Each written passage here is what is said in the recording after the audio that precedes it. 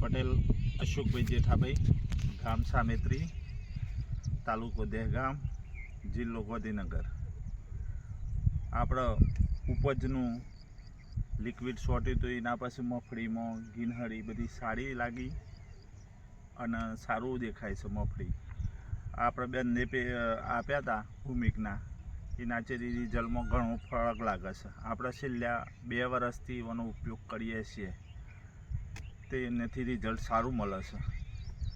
બંને સ્પ્રે આલ્યા, હજી ત્રીજો સ્પ્રેની એ ગણતરી છે મારવાનો, એ કે રિઝલ્ટ સારામાં સારું રહેશે.